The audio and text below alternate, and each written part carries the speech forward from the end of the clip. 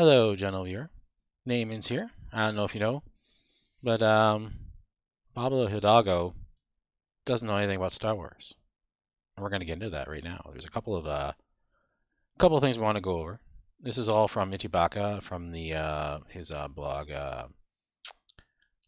Disney Star Wars is dumb, and there's a couple of articles I want to look at because it's been coming up over and over again. He's published this book called "Fascinating Facts, Story, Lore, and History from the Greatest Galaxy." And here even Ichibaka says, probably could squeeze the word former somewhere in the title, but I digress. So yeah, this is about him making claims about the status of Luke Skywalker in the sequel trilogy and how that all came about and what's all been managed, how it's been managed in general over the course of the 6 years between first getting rights and the final movie coming out.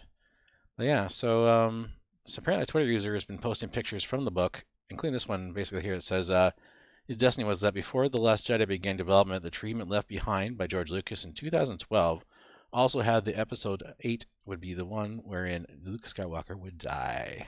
Which, if you know anything about whatever, you know that's not true, because in June of 2018, Mark Hamill himself told IGN, and we're quoting here, I happen to know that George didn't kill Luke until the end of 9, after he trained Leia, Hamill said, which is another thread that was never played upon in The Last Jedi. Alright. Did Pablo fail to fact check his fascinating facts? Is he simply mistaken? Is his memory failing? Is it a typo? Or is something more nefarious going on here? Considering 8 and 9 are Roman numeral differently, that's not a typo. Anyways, let's keep going. We have to ask because readers may recall a while back when the media attempted to push the notion that the depiction of Luke Skywalker in The Last Jedi was actually what Lucas had intended. For SJWs in the legacy media, the nuanced distinction between sabbatical Luke and vagrant Luke was simply lost on them. So they saw the tangent resemblance to Lucas's treatments as a sign that Jake Skywalker was always what he had intended. SJWs will likely also see this as a sign that Luke's death in 8 was always what was intended as well, and thumb their noses at TLJ critics, not understand there is a distinction between concept and execution. Or this may be part of an overall effort to rehabilitate Disney trilogy by pushing the notion that everything in it was what George Lucas had intended all along. Reports of the distancing of Lucas's idea early on and the media own recorded comments will make this a hard sell.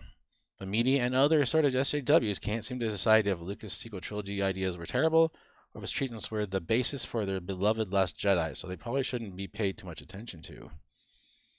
Not to mention, why would George feel betrayed, according to Bob Iger, if the Disney trilogy were so close to his treatments?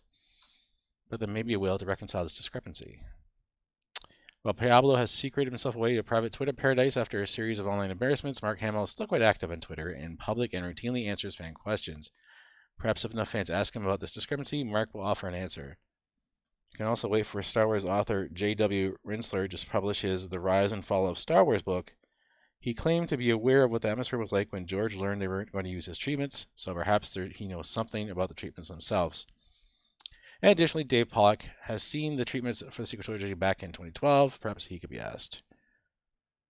Or Disney could simply plush Lucas's treatments as they are and put their cards on the table. Yeah, so already as the book's coming out from Pablo Hidalgo, who knows nothing about Star Wars, we're seeing discrepancies. And it gets worse, guys. It gets worse. Because later on, there's more pictures that are being published from the book, including this whole situation regarding how he can't seem to get his facts straight. And here's a thing here.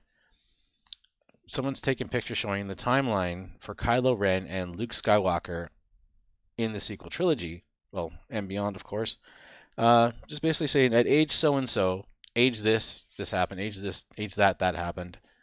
And we'll go directly to the tweet. We'll go to the increases here. Like, so for example, here we go. From age 23, already groomed toward the dark side by mysterious voices, Ben snaps and attacks Luke and burns his Jedi temple. That's when he's 23. And so that's before anything happened in the sequel trilogy. And then this is This part where he's at age 30, he's drawn to here's his 29.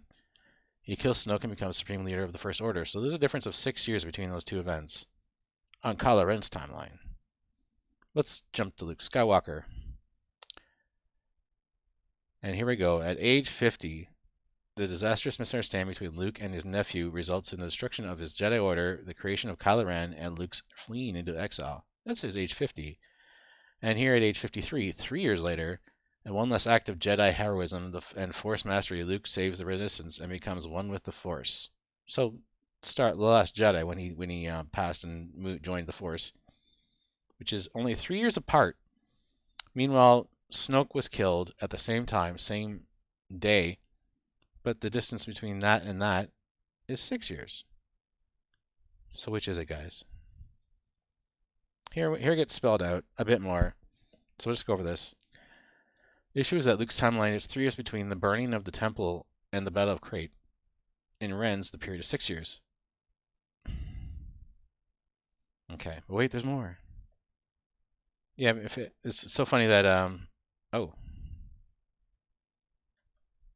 16-year gap. Oh, the training, like there's a 13-year gap between him starting training and when Ben snaps, but then there's a 16-year gap between this and that. So I mean, if you run them all together, they match, but the actual events counting from age 10 and age 34 for both of them are not in the correct orders here. See, probably this should be 26. Anyways, but and then it ends this article talking about how Matt Martin back in May had an answer for all those Star Wars fans that didn't like how things were turning out. They didn't like how the lore and the canon was being respected. It said it's all fake anyway, so you can choose to accept whatever you want as part of the story. Basically telling all Star Wars fans, just use your own headcanon. It doesn't matter. It's just fake. It's not real, guys. And this has been an ongoing and long-lasting just mentality with specific people on the left regarding any kind of story, any kind of media.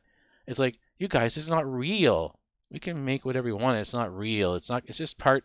Make whatever you want. Like, it doesn't make any sense that they feel this way. Like, that lore doesn't exist. That lore shouldn't exist. Because it's all fake anyways, guys. It's just fake. It's not real. We don't have to follow lore. It's all crazy. They're all crazy. So basically, as I said, Mr. Pablo Hidalgo can't get his fascinating facts straight. He basically knows nothing about Star Wars. He's put in charge of it, and he either doesn't bother to pay attention to what he's writing down, or he leaves the actual creation of the documentation to others, and then just publishes it under his own name because he's head of the story group. So yeah, this is what we're dealing with right now with Disney Star Wars, and it's just horrible. Disney Star Wars is dumb. I don't know if you know, guys. Anyways, that's all I got for today. Just wanted to sort of catch everyone up on this little bit of business. This book that's coming out, which you should not buy, has all these misleading and incorrect facts in the book. He's just looking to make some money off of while he's in the position that he is as part of the story group. So that's it. Thanks for tuning in. I hope you enjoyed. If you did, please give this video a like. And if you want to see more videos like this, please subscribe to the channel. Share it around with all your friends. I'll see you in the next one. Bye for now.